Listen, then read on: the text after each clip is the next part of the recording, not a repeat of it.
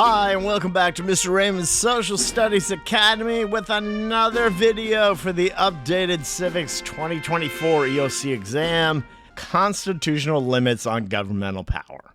In previous lessons, we talked about influences on the Constitution, from Montesquieu to the ancient Greeks, and we touched on ideals like due process of law and natural rights, but today we're going to go more in-depth and find these concepts in the U.S. Constitution. We also looked at the pathetically weak first attempt at a constitution, the Articles of Confederation, and why that didn't work. So let's quickly go through our benchmark for today's lesson so we know where we're headed, and you need to be able to describe how the U.S. Constitution limits the powers of government through separation of powers, checks and balances, individual rights, rule of law, and due process of law. All right, so we're going to have to break those down one by one. And oh yeah, and just a quick reminder, teachers, that this PowerPoint with a wide variety of materials are available at Teachers Pay Teachers. Just click the link below this video. Okay, so as we head into this document written in 1787, do not get overwhelmed. The beautiful thing about the Constitution is that we will continually come back to this remarkable document. The Constitution is broken down into 7 articles, and we will see how this outlines the 3 branches, as well as dealing with the relationship between the states and other states and the states with the federal government, how to add amendments, and more. Inside these articles in the Constitution, especially the first 3, the duties and responsibilities, aka powers of each branch, are outlined. And again, this is called separation of powers. We'll look at each branch's powers and responsibilities more in depth when we cover each branch. And with the addition of the Bill of Rights and the 17 amendments or additions to the Constitution, our rights, liberties, and protections from the government are laid out in this document. So I know some of you are probably thinking, what's the big deal? 3 branches of government. It seems obvious. And probably some of you are even thinking, why do I have to study government? But one day, those 3 branches of government are going to impact your lives. And historically, if we put the Constitution and the creation of the U.S. government in context, most of the world at that time was ruled by monarchs, emperors, czars, and the nobility. And monarchs often dominated the creation of laws or left governing to high-ranking nobles, as well as the enforcement of the laws. Now let's dive into our first tested skill that you will need to be able to do for your exam, and that is to explain the concept of limited government in the U.S. Constitution.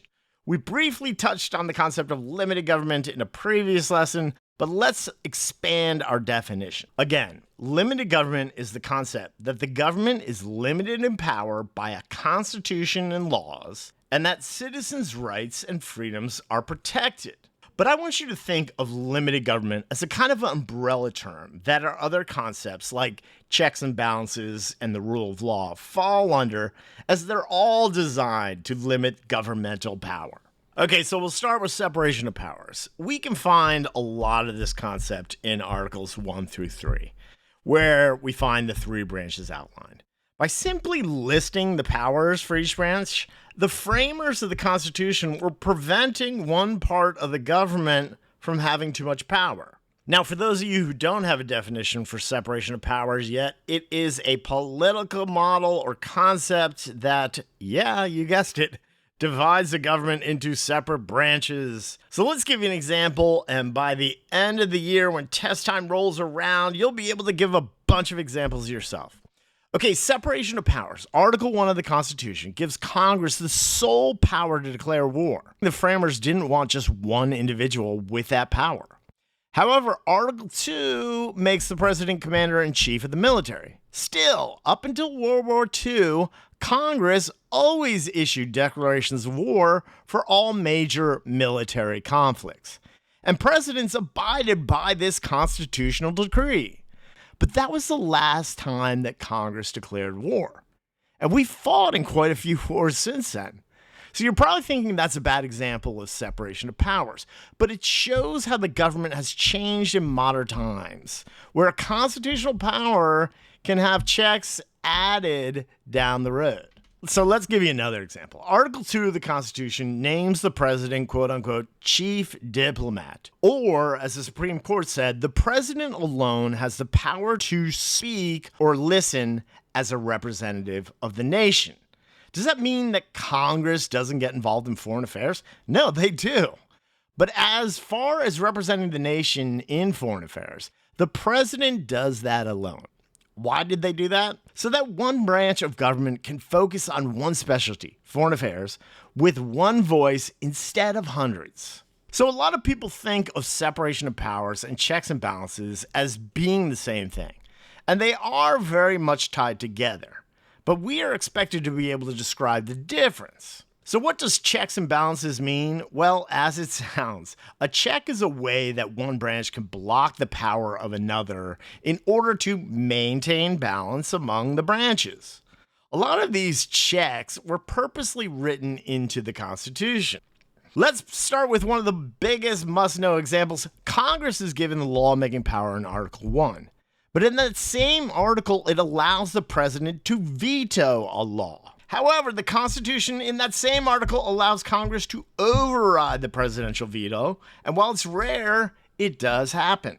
Here's another example. In Article 2 of the Constitution, it gives the president the power to appoint federal judges, including Supreme Court justices, which is huge, and to sign treaties with other countries. But they wrote in a check that the Senate, that one house of Congress, would have to confirm all appointments and treaties.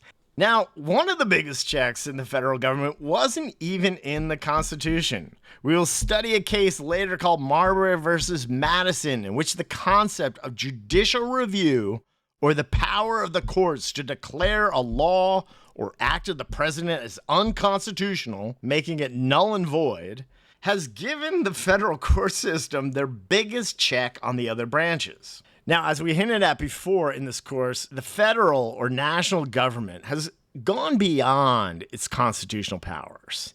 Yet, those same checks put in place by the framers are available to stop the abuse of power. All right, so a couple more slides. You got this. Let's finish the additional limits that we haven't covered. For this benchmark, you will need to identify the rule of law and due process in the Constitution. And we've given a definition for rule of law already, but it's the concept that everyone in a society is accountable to the same laws, including those in power. And two famous quotes that go with this concept. The first one is, "Nobody is above the law." Or, as my guy John Adams said, "We are a government of laws, not of men." So, where is the rule of law in the U.S. Constitution? Some political scientists find it sprinkled throughout the documents, as well as the Bill of Rights and other amendments added to the Constitution.